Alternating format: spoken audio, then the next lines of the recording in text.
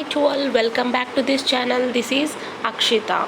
ఈ వీడియోలో నేను మీకు 9th class physics chapter 6 what is inside the ఆటంలో part 6th video, that means end of the lesson explain చేయబోతున్నా. సో ప్రీవియస్ వీడియోలో చూసుకున్నట్టయితే మనం స్ట్రక్చర్ ఆఫ్ ఆటమ్ గురించి తెలుసుకుంటున్నాం. ఓకే, సో స్ట్రక్చర్ ఆఫ్ ఆటంలో నీల్స్ బోర్ ప్రపోజ్ చేసినటువంటి మోడల్ సక్సెస్ అయింది. అందులో ఎలక్ట్రాన్స్ యొక్క స్ట్రక్చర్ ఏ విధంగా ఉంటుంది అనే కన్క్లూజన్ వచ్చిందనమాట. సో దాన్ని బేస్ చేసుకుని స్టడీ చేయడం జరిగితే బోరు అలాగే బ్యూరీ వీళ్ళు కొన్ని రూల్స్ని ఎక్స్ప్లెయిన్ చేశారు. సో అందులో ఆ రూల్స్ని బేస్ చేసుకొని మనం ఎలక్ట్రానిక్ స్ట్రక్చర్ని డెవలప్ చేస్తూ వచ్చాం. లైక్ ఎలిమెంట్ యొక్క ఎలక్ట్రాన్స్ ఏ విధంగా ఫిల్ అయి ఉంటాయి ఆటం లోపల అని చెప్పి మనం తెలుసుకున్నాం. ఓకే, నౌ వ్యాలెన్సీ అంటే ఏంటి? ఎలక్ట్రాన్స్ని మనం ఫిల్ చేస్తున్నాం కదా. సో ఈ ఎలక్ట్రాన్స్ కే ఎలిమెంట్ షెల్స్లో రివాల్వ్ అవుతూ ఉంటాయి. అంటే ఒక పర్టికులర్ షెల్లో ఇన్ని ఎలక్ట్రాన్స్ ఉంటాయి. లైక్ కే షెల్లో 2, ఎల్ షెల్లో 8, ఎం షెల్లో 18, ఎన్ షెల్లో 32 అని చెప్పుకున్నాం. సో ఆ విధంగా ఎలిమెంట్ యొక్క ఎలక్ట్రాన్స్ని బేస్ చేసుకొని వాటిని అక్కడ ఫిలప్ చేయడం జరుగుతూ ఉంది. సో అవుటర్ మోస్ట్ షెల్లో ఎన్ని అయితే ఎలక్ట్రాన్స్ ఉంటాయో వాటినే మనం బ్యాలెన్స్ అని చెప్తున్నాం. లైక్ బ్యాలెన్స్ ఎలక్ట్రాన్స్ అంటున్నాం. దెన్ అన్ని ఎలిమెంట్స్కి చూసుకున్నట్టయితే ఒక్కొక్క బ్యాలెన్సీ ఉంటుంది. అంటే హైడ్రోజన్కు బ్యాలెన్సీ 1, లిథియం సోడియంకు బ్యాలెన్సీ 1, అండ్ నెక్స్ట్ కార్బన్కి చూసుకున్నట్టయితే బ్యాలెన్సీ 4 అవుతుంది. ఆక్సిజన్కి బ్యాలెన్సీ 6 అవుతుంది. ఓకే, సో మరి ఈ విధంగా ఒక్కొక్క ఎలిమెంట్కు కేవలం బ్యాలెన్సీ ఒకటే ఉంటుంది. కానీ 2 ఎలిమెంట్స్కు 2 వ్యాలెన్సీస్ ఉన్నాయన్నమాట. Phosphorus, sulphur. ఫాస్ఫరస్కి 2 వ్యాలెన్సీస్ ఉన్నాయి. మరి ఏ విధంగా ఉంది సల్ఫర్కు కూడా ఎగ్జాక్ట్లీ నేను చూపిస్తా. So you can observe here phosphorus, sulphur 5, 6. యాక్చువల్గా అవుటర్ మోస్ట్ షెల్లో ఎన్ని ఎలక్ట్రాన్స్ ఉంటే వాటినే మనం బ్యాలెన్సీ అని చెప్పుకున్నాం. మరి ఫాస్ఫరస్కి ఏమో 5 ఉంది, అండ్ ఇక్కడ బ్యాలెన్స్ వచ్చేసరికి 5,3 అంటే 2 బ్యాలెన్సెస్ వస్తాయని చెప్తున్నారు. సో ఏ విధంగా తెలుసుకుందామా? Exactly what is the importance of valency? ఇందుకీ మీకు డౌట్ వచ్చిందా? అవుటర్ మోస్ట్ షెల్లో ఉన్నటువంటి ఎలక్ట్రాన్స్ని మనం బ్యాలెన్సీ ఎలక్ట్రాన్స్ అంటున్నాం, దట్ మీన్స్ బ్యాలెన్సీ అంటున్నాం. ఇంతకీ ఈ బ్యాలెన్సీ ఎందుకు important?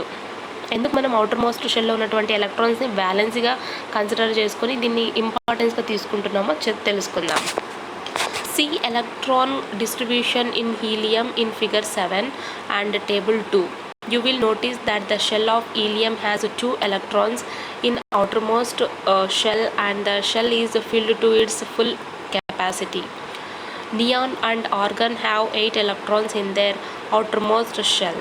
All 3 gases are very stable and have low reactivity. Scientists studying the distribution of electrons in different shells concluded that the special arrangements of electrons in helium, neon and argon makes them stable or unwilling to mix with the other elements. They do not react with the other elements to form compounds. In other words, we can say that these gases are chemically inactive and also known as inert or noble gases. Okay, so ఇక్కడ helium తీసుకున్నట్టయితే హీలియంలో ఎన్ని electrons ఉంటాయి? 2 electrons ఉంటాయి. మరి ఈ 2 electrons ఎక్కడ fill అయి ఉంటాయి? కే షెల్లో ఫిల్ అయి ఉంటాయి. అంటే కే షెల్ టోటల్గా కంప్లీట్ అయిపోయి ఉంటుందని అర్థం. అండ్ నెక్స్ట్ నియాన్ ఆర్గన్ చూసుకోండి. నియాన్ ఆర్గన్లో అవుటర్ మోస్ట్ షెల్లో 8 ఎలక్ట్రాన్స్ ఉంటాయి. మరి ఇక్కడ హీలియము, నియాను, ఆర్గాను ఈ 3 గ్యాసెస్ చాలా స్టేబుల్ అన్నమాట. అండ్ ఇవి చాలా తక్కువగా రియాక్టివ్ అవుతాయి. అంటే ఇతర ఎలిమెంట్స్తో రియాక్ట్ కావని చెప్పుకోవచ్చు. అండ్ సైంటిస్ట్ ఏం చేశారంటే డిఫరెంట్ షెల్స్లో ఎలక్ట్రాన్స్ని ఏ విధంగా డిస్ట్రిబ్యూట్ చేస్తారు అని స్టడీ చేయడం జరిగింది. ఈ స్టడీలో వాళ్ళు తెలుసుకున్నది ఏంటి అంటే హీలియము, నియాన్, ఆర్గన్లో ఎలక్ట్రాన్స్ స్పెషల్గా అరేంజ్ అయి ఉంటాయి. ఇక్కడ హీలియం తీసుకున్నట్టయితే 2 ఎలక్ట్రాన్స్ కే షెల్ కంప్లీట్గా ఫిల్ అయిపోయి ఉంటుంది. అంటే హీలియం యొక్క అటామిక్ నెంబర్ ఎంత? 2. మళ్ళీ కే షెల్లో 2 ఫిల్ అయిపోయి ఉంటుంది. అంటే కెపాసిటీకి ఏ విధంగా ఉంది? ఈక్వల్గా ఉంది. ఓకే, ఓకే, అది అన్నమాట. అండ్ నెక్స్ట్ ఈ 3 ఎలిమెంట్స్ వచ్చేసి ఇతర ఎలిమెంట్స్తో రియాక్ట్ అయ్యి కాంపౌండ్స్ని ఫామ్ చేయలేవు. అందుకని చెప్పి ఈ 3 గ్యాసెస్ని ఏమని చెప్తున్నాం అంటే కెమికల్గా ఇన్యాక్టివ్ అని చెప్తున్నాం. అలాగే ఇన్నర్ట్ గ్యాస్ కూడా అని చెప్తున్నాం, అండ్ నోబెల్ గ్యాస్గా కూడా చెప్తున్నాం.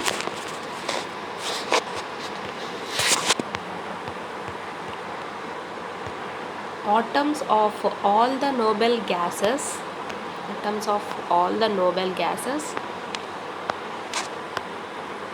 except those of helium have 8 electrons in their outermost shell. ఇందాక మనం నోబెల్ గ్యాసెస్ అని చెప్పుకున్నామే, ఇవన్నీ ఆటమ్స్లో ఉన్నటువంటి నోబెల్ గ్యాసెస్ ఉన్నాయి కదా లాస్ట్ టేబుల్లో లాస్ట్గా. సో ఇక్కడ హీలియం తప్ప మిగతా నియానో, ఆర్గానో, నెక్స్ట్ ఇతరవి ఏవి తీసుకున్నప్పటికీ కూడా వాటి యొక్క అవుటర్ మోస్ట్ షెల్లో 8 ఎలక్ట్రాన్స్ ఉంటాయన్నమాట. కానీ హీలియం యొక్క అటామిక్ నెంబర్ వచ్చేసి 2, అంటే 2 ఎలక్ట్రాన్స్ కేషల్లో ఫిల్ అయిపోయి ఉంటాయి. హీలియం కాకుండా మిగతా నోబెల్ గ్యాసెస్లో అన్నిట్లో అవుటర్ మోస్ట్ షెల్లో 8 ఎలక్ట్రాన్స్ ఉంటాయి. Thus an atom with 8 electrons or an octet in their outermost shell is chemically stable or does not combine with the other atoms. An atom with 2 electrons in its outermost shell also is more stable when there is only one shell present in it.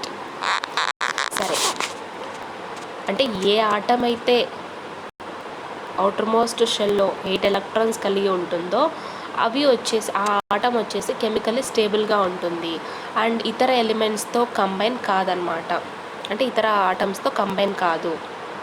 అదేవిధంగా outermost షెల్లో 2 electrons ఉన్నట్టయితే ఇది కూడా స్టేబుల్గానే ఉంటుంది. ఎప్పుడు స్టేబుల్గా ఉంటుంది?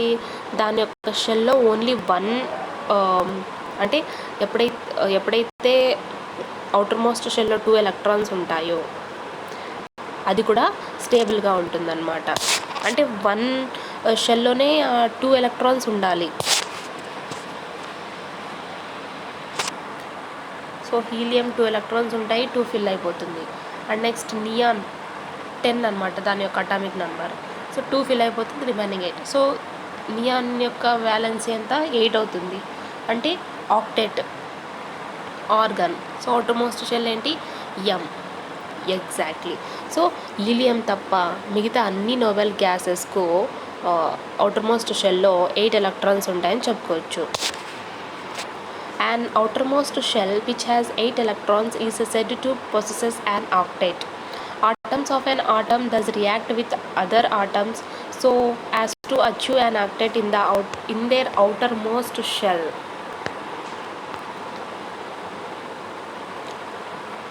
Outermost షెల్లో 8 electrons ఉన్నాయనుకోండి, ఆక్టెట్ని gain చేసుకుంటాయి. ఓకే, అంటే ఎలిమెంట్స్ యొక్క ఆటమ్స్ ఇతర ఆటమ్స్తో రియాక్ట్ అయితే అవి అవుటర్మోస్ట్ షెల్లో ఆక్టెట్ని అచీవ్ చేసుకోవచ్చు.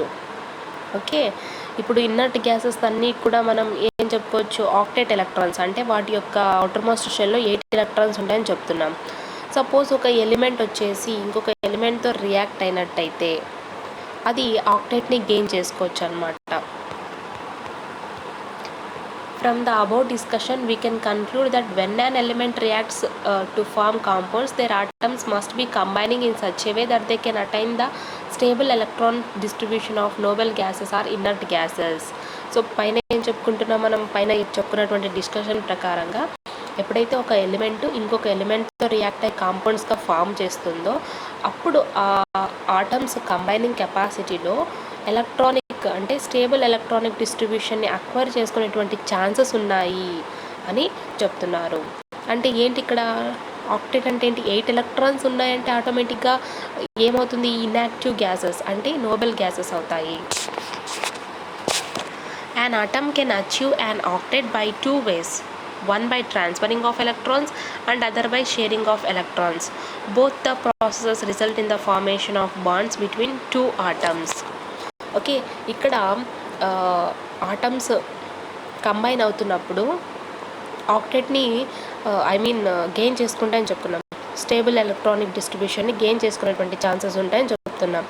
ఈ ఛాన్సెస్లో ఒకటి ఎలక్ట్రాన్స్ని ట్రాన్స్ఫర్ అయినా చేయొచ్చు, లేదా ఎలక్ట్రాన్స్ని షేర్ చేసుకునైనా కూడా స్టేబుల్ ఎలక్ట్రానిక్ డిస్ట్రిబ్యూషన్ని అటైన్ చేసుకోవచ్చు. సో రెండు ప్రాసెస్ని బేస్ చేసుకున్నట్టయితే ఇక్కడ ఆటమ్స్ మధ్య బాండ్స్ అనేవి ఫామ్ అవుతాయి. Let us go back to the question of why do atoms of different elements are different? How can you distinguish between the atoms of one element from the atoms of other element? An element can be recognized by certain characteristics of its atoms. Okay, lesson స్టార్టింగ్లో చెప్పుకున్నాం different element యొక్క atoms డిఫరెంట్గా ఉంటాయని చెప్పాం. అంటే carbon యొక్క atom వేరే ఉంటుంది, ఆక్సిజన్ యొక్క ఆటం వేరే ఉంటుంది కదా. ఎగ్జాక్ట్లీ. మరి ఇవి అంటే ఒక ఎలిమెంట్ యొక్క ఆటమ్స్ని ఇంకొక ఎలిమెంట్ యొక్క ఆటమ్స్ని మనం ఏ విధంగా డివైడ్ చేయొచ్చు? an element can be recognized by certain characteristics of atoms.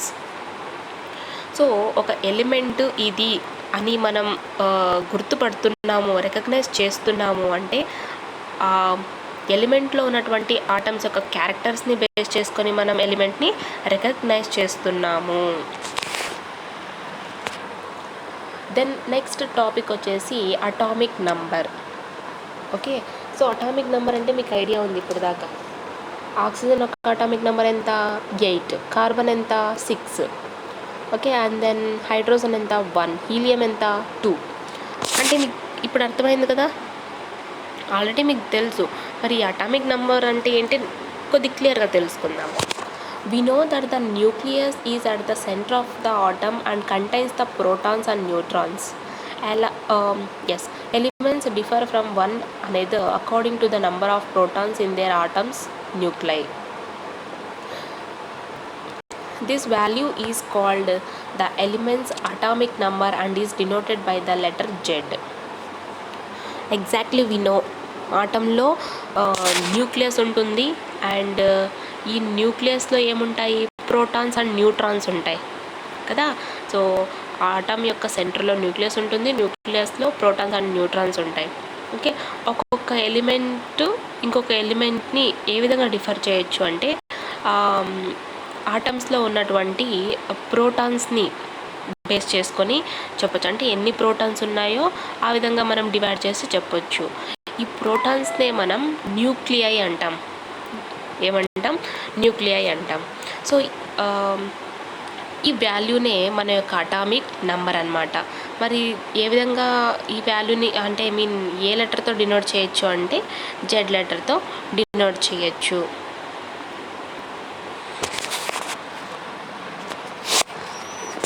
Atomic number is the number of protons in the nucleus of an atom. Atomic number అంటే మీకేం గుర్తుకు రావాలి? ఆటం యొక్క న్యూక్లియస్లో ఎన్ని నెంబర్ ఆఫ్ ప్రోటాన్స్ ఉన్నాయో అదే అటామిక్ నంబర్. ఓకే, మరి atomic number అంటున్నారు. అటామిక్ నంబర్ వచ్చేసి ఆక్సిజన్కు 8 అవుతుంది. 8 అయితే ఇక్కడ బ్యాలెన్సీ ఆఫ్ ఆక్సిజన్ 6 అంటున్నారు. మరి ఎలిమెంట్స్ని ఎలక్ట్రాన్స్ ఎందుకు తీసుకున్నారు? ప్రోటాన్స్ కదా ఇక్కడ ఉన్నది అని మీకు డౌట్ వచ్చింది. అదే చెప్తున్నా, ఆటంలో వచ్చేసి ఎన్ని ఎలక్ట్రాన్స్ ఉంటాయి, ఎన్ని ప్రోటాన్స్ ఉంటాయో ఎలక్ట్రాన్స్ కూడా అన్నీ ఉంటాయి. మరి ఇక్కడ న్యూక్లియస్లో ఎన్ని ప్రోటాన్స్ ఉంటాయో ఎలక్ట్రాన్స్ కూడా అన్నీ ఉంటాయి. బట్ న్యూక్లియస్ లోపల అయితే ఎలక్ట్రాన్స్ ఉండవు, న్యూక్లియస్ చుట్టూ ఎలక్ట్రాన్స్ రివాల్వ్ అవుతూ ఉంటాయి. Atomic mass number. Should be consider the number of neutrons A characteristic of N atom? Okay, so ఇప్పుడు ఆటంలో ప్రోటాన్స్ ఉంటాయని చెప్తున్నాం. సో ఎన్ని నెంబర్ ఆఫ్ ప్రోటాన్స్ ఉంటాయో అదే అటామిక్ నెంబర్ కదా. ఇప్పుడు మనం ప్రోటాన్స్ అండ్ ఎలక్ట్రాన్స్ని కన్సిడర్ చేసుకున్నట్టయితే న్యూట్రాన్స్ కూడా ఉంటాయి. మరి ఆటమ్ యొక్క క్యారెక్టరిస్టిక్ని బేస్ చేసుకొని మనం న్యూట్రాన్స్ ఎన్ని నెంబర్ ఆఫ్ ఉన్నాయో ఆ విధంగా చెప్పుకోవచ్చా? సరే చూద్దాం. The mass of an atom, which is a characteristic of an atom, depends on the number of protons and neutrons. Protons and neutrons that its nucleus contains. అంటే atom యొక్క మాస్ని మనం ఏ విధంగా రికగ్నైజ్ చేయొచ్చు అంటే ఆటంలో ఎన్ని నెంబర్ ఆఫ్ ప్రోటాన్స్ ఉన్నాయి, అలాగే neutrons ఉన్నాయి, వాటిని బేస్ చేసుకొని మనం ఆటం యొక్క మాస్ని రికగ్నైజ్ చేయొచ్చు. మరి న్యూక్లియస్లో ఏముంటాయి? ప్రోటాన్స్ అండ్ న్యూట్రాన్స్ ఉంటాయి. ఎన్ని number of protons and neutrons ఉంటాయి? దాని మీద డిపెండ్ అయి ఉంటుంది mass. number of protons in a nucleus is denoted as Z, and number of neutrons of a nucleus is denoted by N. So న్యూక్లియస్లో ఎన్ని number of protons ఉన్నాయో దాన్నే మనం atomic number denoted by Z అంటున్నాం. మరి న్యూక్లియస్లో neutrons కూడా ఉన్నాయి. మరి న్యూట్రాన్స్ ఎన్ని ఉన్నాయి? దాన్నే మనం ఎన్గా రిప్రజెంట్ చేస్తాము. The number of nucleons, that is total number of protons and neutrons, is called the atomic mass number and is denoted by letter A. Okay, so nucleons అంటే ఇక్కడ ప్రోటాన్స్ వస్తాయి, న్యూట్రాన్స్ వస్తాయి. ఇవి రెండు కూడా వస్తాయి అన్నమాట. ఇవి రెండు కలిపితేనే మనం న్యూక్లియన్స్ అంటాం. అంటే వీటి యొక్క నంబర్ ఎంతైతే ఉంటుందో దాన్నే మనం అటామిక్ మాస్ నంబర్ అంటున్నాం. అటామిక్ నంబర్ అంటే ఏంటి? న్యూక్లియస్లో ఎన్ని నెంబర్ ఆఫ్ ప్రోటాన్స్ ఉంటే దాన్ని మనం అటామిక్ నెంబర్ అంటున్నాం. కానీ ఇక్కడ న్యూక్లియస్లో న్యూట్రాన్స్, ప్రోటాన్స్ రెండు ఉన్నాయి.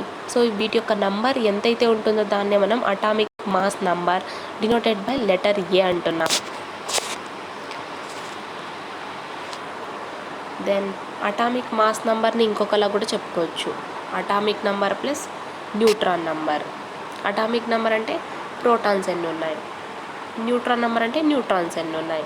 సో అటామిక్ నెంబర్ యొక్క రిప్రజెంటేషన్ సింబల్ ఏంటి? Z, N. So both are equal. Next, mass number is the nearest numerical to the mass of an individual atom. Mass number is the number of protons plus the number of neutrons. Okay, ఇక్కడ mass number, atomic mass number అంటున్నాం కదా, ఈ mass number వచ్చేసి atom యొక్క మాస్కు దగ్గరగా ఉంటుందని చెప్పుకోవచ్చు. ఇక అదేవిధంగా మాస్ నంబర్ అంటే ఎన్ని ప్రోటాన్స్ ఉంటాయో ప్లస్ ఎన్ని న్యూట్రాన్స్ ఉంటాయో వాటి యొక్క సమ్మనే మనం మాస్ నంబర్ అని చెప్తున్నాం. Writing symbols of atoms. Okay, మరి ఆటమ్స్ యొక్క సింబల్స్ని మనం రాద్దామా? ఎలిమెంట్స్ యొక్క సింబల్స్ మనకు తెలుసు. ఏంటి? హైడ్రోస్ అనగానే హెచ్ అంటాము, హీలియం అనగానే హెచ్ఈ అంటాము, అండ్ నెక్స్ట్ ఆక్సిజన్ అనగానే ఓ అంటాము, nitrogen N, hydrogen H, and next beryllium B. చూసారా ఎలిమెంట్ యొక్క సింబల్ ఏ విధంగా రాస్తున్నామో? మరి ఆటం యొక్క సింబల్ కూడా ఉందంట, తెలుసుకుందాం. In standard notation to represent an atom, the atomic number, mass number and symbol of the element is written as. సరే, స్టాండర్డ్ నొటేషన్ చెప్తున్నారు ఆటంకు. సో ఈ ఆటంకు మనం సింబల్ రాయాలంటే ముందుగా ఆ ఎలిమెంట్ యొక్క అటామిక్ నంబరు, మాస్ నంబరు, అలాగే సింబల్ తెలిసి ఉండాలి. ఫర్ ఎగ్జాంపుల్ ఇక్కడ మనకి ఇచ్చారు చూడండి,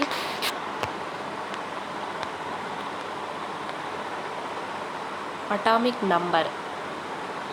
ఏది atomic number? 19. Atomic mass number, this is the atomic mass number 19. Atomic number 9. మరి దీని యొక్క సింబల్ ఏంటి? ఎలిమెంట్ సింబల్ ఏంటి? F.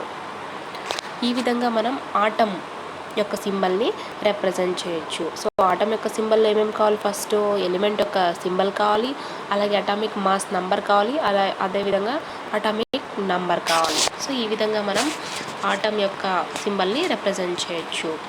F is the symbol of the element fluorine.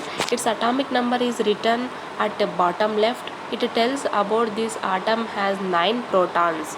The mass number is written at top left. It tells us this fluorine has 19 nucleons. That means protons and neutrons. Okay, ఇక్కడ fluorine రాస్తున్నాం. This is the symbol of fluorine. Okay, F. ఇప్పుడు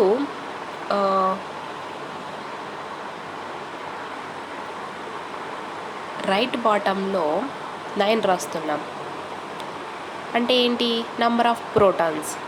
and next top లెఫ్ట్లో ఏం రాస్తున్నాము? Atomic mass number. అంటే protons, neutrons ఎన్ని ఉన్నాయని అర్థం. సో ఈ విధంగా మనం రిప్రజెంట్ చేయాల్సి ఉంటుంది. Therefore, the number of neutrons present in fluorine is equal to 19 minus 9 equals to 10. Neutrons n equals to A minus Z. Okay, fluorine అంటున్నాం. ఫ్లోరిన్ యొక్క అటామిక్ నెంబర్ ఎంత? 9 అంటున్నాం. మరి 9 అంటే ఎన్ని ప్రోటాన్స్ ఉంటాయి? 9 ప్రోటాన్స్ ఉంటాయి.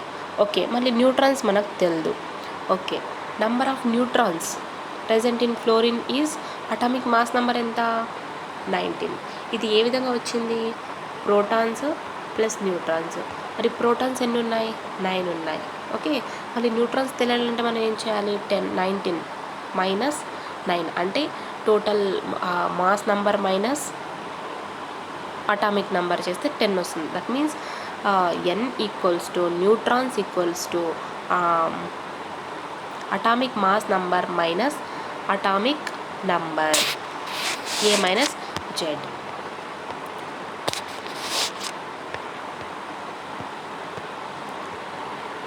Isotopes. సో isotopes గురించి చూద్దాం. It must be clear to you that every element has a unique atomic number or number of protons. Exactly. So ప్రతి ఒక్క ఎలిమెంట్కు డిఫరెంట్ అటామిక్ నెంబర్ ఉంటుంది. అంటే సేమ్ అటామిక్ నెంబర్ ఏ దానికి ఉండదు. ఎగ్జాక్ట్లీ. దెన్ అటామిక్ నెంబరు యూనిక్గా ఉంటుంది, అంటే డిఫరెంట్గా ఉంటుందని అర్థం. అండ్ అటామిక్ నెంబర్ అయినా అనొచ్చు, లేదా ప్రోటాన్స్ నెంబర్ అనొచ్చు. ఎందుకంటే అటామిక్ నెంబర్ అంటే ఎన్ని నెంబర్ ఆఫ్ ప్రోటాన్స్ ఉన్నాయో దాన్ని మనం అటామిక్ నెంబర్ అంటున్నాం. విచ్ మీన్స్ ప్రతి ఒక్క ఎలిమెంట్కు యూనిక్ అటామిక్ నెంబర్ ఉంటుంది, ఈక్వల్గా ఉండదు. What about mass number? Does every element has unique mass number which is different from the mass number of other numbers? ఇప్పుడు అటామిక్ నెంబర్ ఏమో డిఫరెంట్గా ఉంటుందని మనం ఒక కన్క్లూజన్కి వచ్చాం. మరి మాస్ నెంబర్ కూడా డిఫరెంట్గా ఉంటుందా, లేదంటే యూనిక్గా ఉంటుందా? చూద్దాం. No, the mass number of an element is not unique because there are more than one type of atoms of the same element present in nature in certain cases. Observe the following figure of different hydrogen atoms. What do you understand? Okay, so ఇక్కడ element ఒక mass number యూనిక్గా ఉండదంట. ఎందుకంటే element యొక్క atoms కేవలం ఒక టైప్లోనే ఉండవు, many టైప్స్లో అవైలబుల్గా ఉంటాయి. అంటే మన నేచర్లో డిఫరెంట్ సోర్సెస్లో హైడ్రోజన్ అవైలబుల్గా ఉంటుంది. ఓకే, సో ఇక్కడ వాటర్లో హైడ్రోజన్ అవైలబుల్గా ఉంటుంది. మళ్ళీ నెక్స్ట్ గాలిలో ఆక్సిజన్ అవైలబుల్గా ఉంటుంది, హైడ్రోజన్ అవైలబుల్గా ఉంటుంది. అంటే వీటిని డిఫరెంట్ సోర్సెస్ని, నేచర్ని బేస్ చేసుకొని మనం మాస్ నెంబర్ని యూనిక్ అని చెప్పలేము. That means mass number unique కాదు. ఇక్కడ మీరు ఫిగర్ అబ్జర్వ్ చేస్తున్నారు కదా, exactly. An atom of hydrogen has one nucleon in its nucleus. An atom of deuterium has two nucleons in its nucleus. And tritium has 3.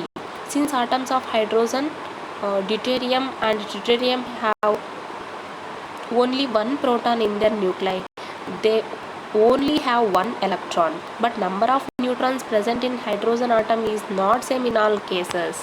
ఇక్కడ మనం చూస్తున్నట్టయితే చూడండి, ఇందులో మీకు డిఫరెన్స్ తెలుస్తూ ఉంది. Exactly, yes. సో ఇప్పుడు హైడ్రోజన్ ఆటంలో ఒక న్యూక్లియన్ ఉంది, అంటే న్యూక్లియస్ లోపల ఒక న్యూక్లియన్ ఉంది. అండ్ నెక్స్ట్ డ్యూటేరియం ఆటంలో 2 న్యూక్లియన్స్ ఉన్నాయి. అండ్ నెక్స్ట్ ట్రైటియంలో 3 ఉన్నాయి. హైడ్రోజన్లో 1, డ్యూటేరియం, ట్రిటియం. సో చూస్తున్నారు కదా న్యూక్లియన్స్ ఏ విధంగా ఉన్నాయో.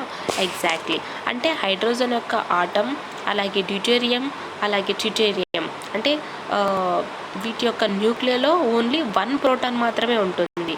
అంటే వీటికి ఎన్ని ఎలక్ట్రాన్స్ ఉంటాయి? కేవలం 1 ఎలక్ట్రాన్. అంటే ఎన్ని నెంబర్ ఆఫ్ ప్రోటాన్స్ ఉంటాయో అన్ని నెంబర్ ఆఫ్ ఎలక్ట్రాన్స్ ఉన్నాయని చెప్పుకున్నాం. ఎగ్జాక్ట్లీ.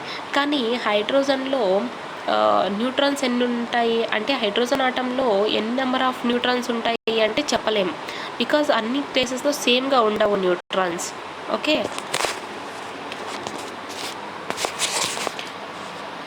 అండ్ ఐ థింక్ ఇదంతా కూడా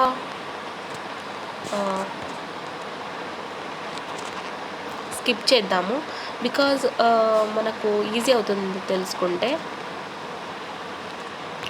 ఓకే.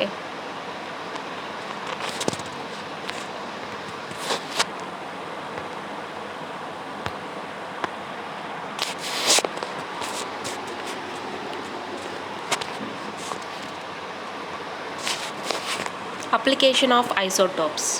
సో ఐసోటోప్స్ యొక్క అప్లికేషన్స్ అంటే ఏ విధంగా యూస్ఫుల్ అంటే some isotopes are used for solving chemical and medical mysteries. Isotopes are also commonly used in the laboratory to investigate the steps of a chemical reaction. So కొన్ని isotopes ఏ విధంగా use అవుతాయి అంటే మనం కెమికల్ సాల్వింగ్ చేసినప్పుడు లేదా medical mysteries solve చేసినప్పుడు ఇవి యూస్ఫుల్ అవుతాయి అన్నమాట. అదేవిధంగా కెమికల్ రియాక్షన్లో మనం స్టెప్ని ఫాలో అవుతూ ఉంటాం. ఈ స్టెప్లో ఇన్వెస్టిగేషన్ చేయడానికి కూడా యూజ్ అవుతాయి. The isotope of uranium is used as a fuel in nuclear reactors. So uranium యొక్క ఐసోటోప్ని మనం న్యూక్లియర్ రియాక్టర్స్లో ఫ్యూయల్గా యూజ్ చేస్తామన్నమాట. And isotope of iodine is used in the treatment of goitre. And the isotope of cobalt is used in the treatment of cancer. So ఈ విధంగా ఇన్ని రకాలుగా మనం ఐసోటోప్ని యూజ్ చేసుకుంటూ ఉన్నాం. అండ్ ఈ లెసన్లో కీవర్డ్స్ వచ్చేసి atom, subatomic particles, electrons, protons and neutrons, nucleus, atomic mass, molecular mass, formula unit mass, atomic number, mass number, బ్యాలెన్సీ, isotopes. Still మీకు ఏమైనా ఇంకా డౌట్స్ ఉన్నాయనుకుంటే కామెంట్ సెక్షన్లో కామెంట్ చేయండి, నేను మీకు అక్కడ రిప్లై ఇస్తాను. అండ్ ఇక్కడ ఎందుకు ఐసోటోప్స్ టాపిక్ని స్కిప్ చేశాను అంటే మనకు టాపిక్ పరంగా ఎక్స్ప్లెయిన్ చేయాల్సిందే, but it is not necessary అన్నమాట ఇక్కడ. ఓకే, సో మీకు ఎగ్జామ్ పర్పస్గా నేను స్కిప్ చేయాల్సి వచ్చింది అంతే.